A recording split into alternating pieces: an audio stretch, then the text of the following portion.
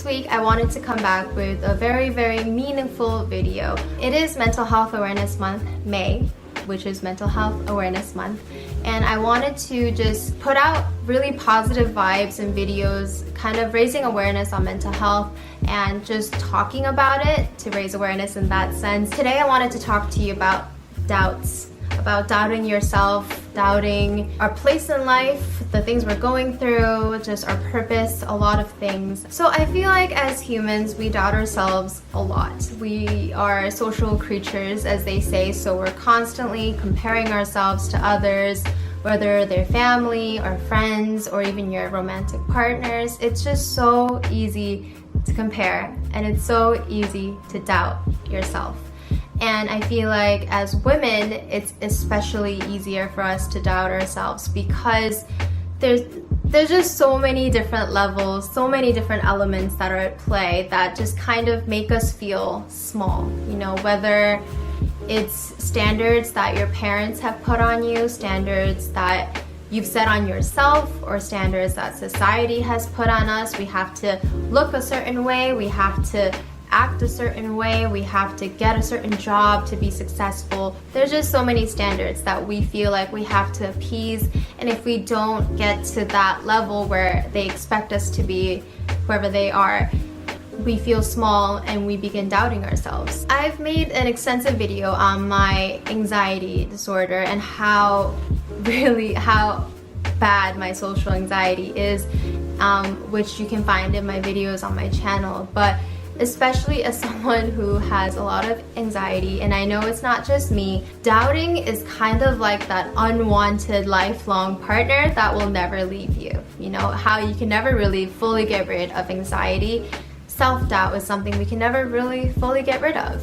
But I feel like there are ways and techniques, methods, can you say, to kind of get out of that funk, you know, get out of that negative spiraling mentality.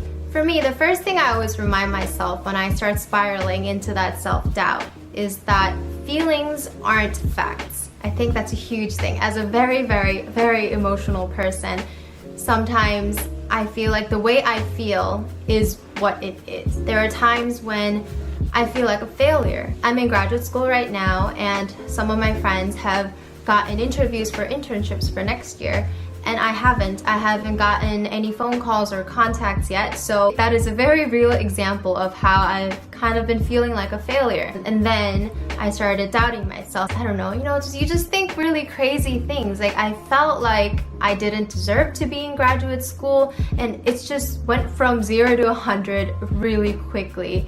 And that's when I realized I'm feeling like a failure, and it's making me believe that I really am a failure. I think the first thing we can do in those kind of situations, whether you're feeling like a failure or you're feeling like you're not worth anything or you're feeling like you're not appreciated, remember that feelings aren't facts. Just because you feel like a failure doesn't mean you are a failure. Like for me, I'm very proud to have gotten to grad school, and I'm very proud that I've come this far in my academic career or even my personal achievements. I know, like, with my hand over my heart, that I've gotten really far, and I am definitely not a failure, even though I felt that way in that moment of doubt and insecurity. So for you, if you feel like you're unworthy, or if you feel like you're insignificant, things like that, just kind of sit down and put your hand over your heart, and I hope you can remind yourself that those feelings aren't true. You're not unworthy, you're not insignificant, and there are people in your life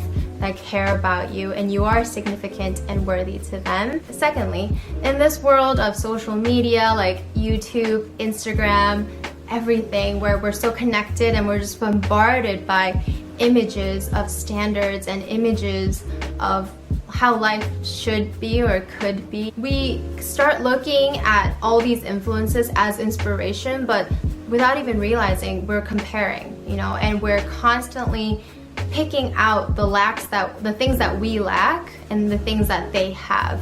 I guess a personal example to make the discussion easier is I made my YouTube channel because I was really inspired by people who really just are so passionate about the things that they're doing. And I'm passionate about social work, but I'm also passionate about this kind of artsy different side of me where it's like I'm filming and editing and doing my makeup, shopping, girl stuff. And I wanted to do that, you know, so I made the YouTube channel. But being here, it's so hard to not get caught up by the views that I get or the number of subscribers that I get. And I kept saying that I was looking at these other channels for inspiration, which I was to some extent. But then slowly but surely that self-doubt came in, and I started comparing and seeing the things that I lack. Like, maybe this girl is getting more views because she's prettier than me. Maybe this girl is getting more subscribers because she has more famous friends than I do.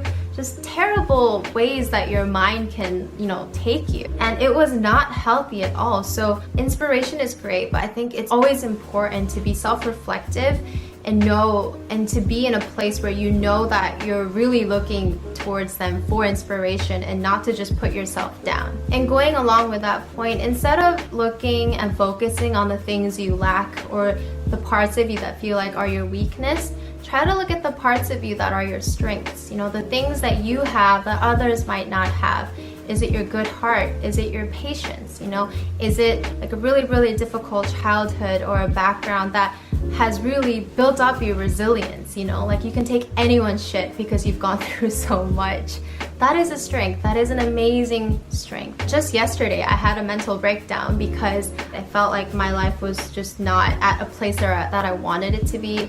And I was comparing myself, and I was just doing all the things that I just said we shouldn't do, you know, and it all just came to me in a wave of rush of emotions, and I was crying and I was mad and angry and bitter. But once again, I'm sitting here, I'm smiling, I'm okay now, because those moments of insecurity and doubt don't define who I am. It's so easy to be so hard on ourselves. We're always told to be gentle and kind to others, but I don't think we're told enough to be gentle with ourselves. I really, really hope I can encourage you to be gentle to yourself, and understand that self-doubt and insecurity doesn't define you. Those moments of weakness aren't who you are.